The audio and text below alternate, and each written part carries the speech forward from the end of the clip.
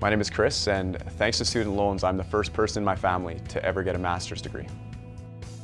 In my first 4 years, I got a Bachelor of Science in Kinesiology, and then post that, I got accepted into a Master's in Physical Therapy program. I got the loan, and it paid for most of my university. I still had to get a little bit of extra funding through working and through other sources when I got into the master's program, but for the most part, loans paid for all of my undergrad and a bit of my master's as well.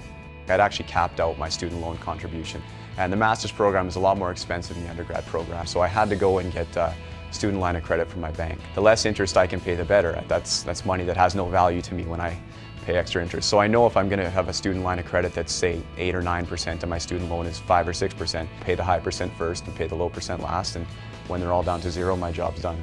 Well, I'm a physiotherapist. I've been working for about a year and a half almost, and it's rewarding when you get someone to come in and they have severe pain and to get them better when they walk out of the office than when they walked in.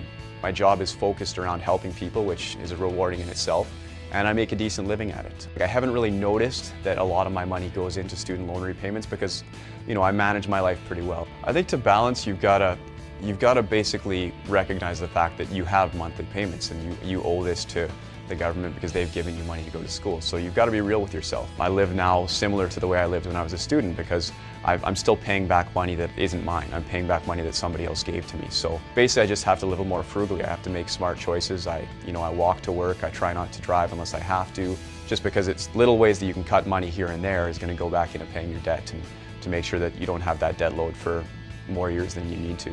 I'm not really worried about saving money right now because any money that I save is not going to be going against my interest payments, and I want that interest payment down to zero as much as possible. So yeah, I do budget, but it's not really strict. It's more of kind of an intuitive sense that I've developed through 6.5 years of university as to how much money I have and how much I can spend.